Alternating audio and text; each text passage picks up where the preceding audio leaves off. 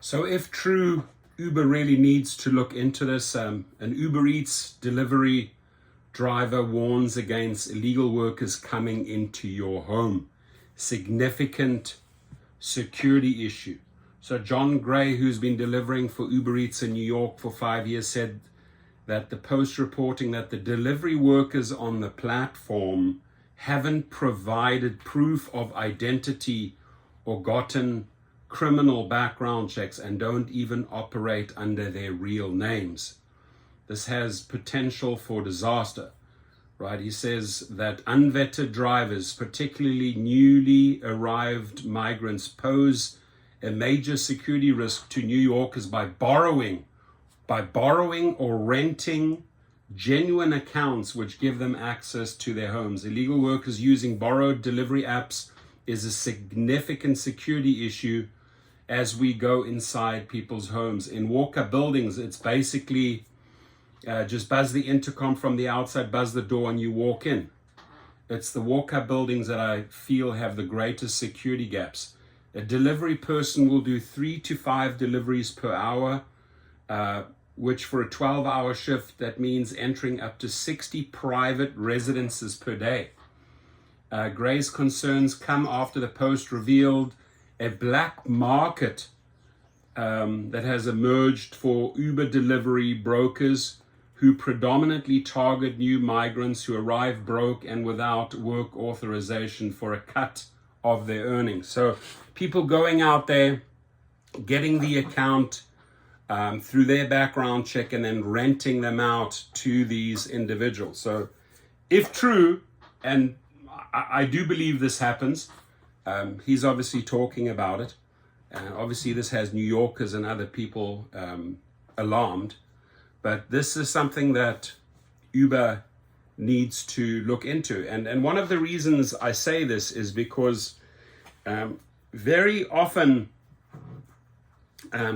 let's say people, they don't really know the ins and outs, how it works. And, a couple of dollars may look attractive to them, right? Because maybe back at home where they came from, that is real big money,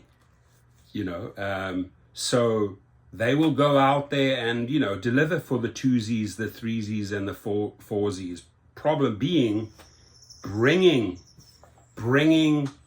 the entire efforts of all the other drivers down, right? That are trying to cherry pick, trying to ignore these $2, $3, $4 offers so that Uber starts offering more. If you have people that'll just take anything because they're desperate or because they think that's money, right? It screws the entire market up, both on rideshare and both on food delivery, right? So that's something that has been reported over and over again by numerous drivers, and we're not going to get anywhere if you have the desperados just working for a couple of cents, for pennies and crumbs, right? That brings the entire average down. Algorithms know this, they take advantage of this, and they'll just keep on spoon feeding you those $2, $3 trips. And I just received about 5 minutes ago, this is super current here, fresh off the press, right? I mean, if you look at this Uber Eats delivery here, $3.53 includes expected tip, right? Estimated 28 minutes, usually much higher than that, because that's just for the 7.7 miles driving, 28 minutes to Shan's restaurant. This is in Chicago. So are you telling me that you're going to go out there for $3.53 for 30 minutes of work, which is more because you're going to be waiting at the restaurant, getting in your car, getting off, be about 35 minutes for $3.53, right? If these individuals are accepting this, they are bringing the average down. Now, is Uber just pretending? The other issue is that Uber knows this, but they're turning the other way. They know that these accounts are being rented out to newly arrived immigrants that'll work, 12-hour shifts to make some money. They're renting this account. I see a lot of truth in that. And I also think that Uber knows this, and might just be, looking the other way. That's okay. They basically will work for anything. Our profit margins are definitely higher if these guys accept the $2-3 trip. So I'm putting that out there. Here, they interviewed three migrants interviewed in the last week said they had accounts set up with Uber using other people's details. And 2 admitted they pay someone else for the privilege of using their profile, right? The same is true of other food delivery services such as Doordash and Grubhub. Now, I see a potential class action lawsuit, right? I really do, because that's just illegal, and workers banding together that can actually prove this, they are losing out business to people that are illegally trading their accounts, right? So this to me does smell and sound like a massive lawsuit.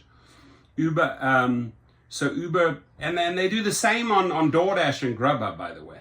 So Uber requires new hires to provide several types of identification as part of the onboarding process and undergo a criminal background check, which is repeated annually.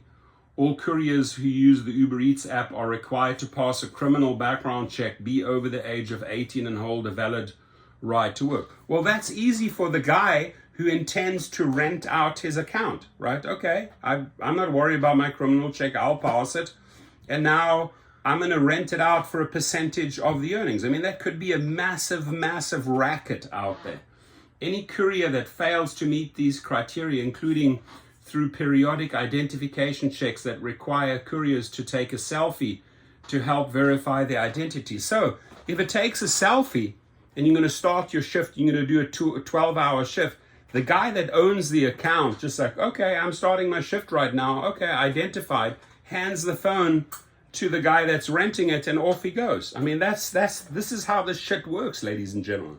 And you are paying the price because there's a syndicate out there that's renting out these apps, right? So someone that has a legitimate background check, nothing to worry about, got the account, takes a quick selfie, hands it to the person renting it to them, and off they go. Easy, right? So Heather Gray, who has made over 4,000 deliveries for Uber since 2018 and has a 92% satisfaction rating on his profile, claims they could easily shut down this illegal work tomorrow with more frequent checks, right? What I think is that when you say more frequent checks, you have to maybe check in every 2 hours, right? Because if the guy starts his morning shift and, okay, I'm starting my day, 12 hours, here I am, that's me, hand over the phone and off the guy goes for 12. Or why not have the driver check in once every hour or once every 30 minutes, right? It'll end this shit, right? It'll end the problem of people taking $2 to $3 deliveries, ladies and gentlemen. It'll help you at the end of the day. So don't be against the identification of a photo, right? That'll solve all of this crap, right? Take a selfie every 30 minutes. You should be okay with that, right? This is who I am. I'm out there. I want to work legitimate food deliveries, $5 upwards, right? And it'll get rid of all the riffraff that are working on illegal accounts. So I'm all for taking a selfie every 30 minutes, right? A selfie every 30 minutes will take care of this crap. My thinking is Uber is perfectly fine with someone doing these deliveries, right? Because the margins for Uber are insane if they can get people that'll just drive for crumbs. So something to think about, right? Uber Eats runs random security checks using facial recognition about once a week. It takes 10 seconds once a week. The app freezes your account, asks you to take a selfie and submit. It uses facial recognition to verify against the picture you send to register in real time. After facial recognition, it unlocks the account. So what if the guy who is renting the account has a photo? I don't know, educate me. What if you have a photo, right? And you just scan the photo of the account holder. You're renting it, but you have his photo. Does that cheat the system? I don't know.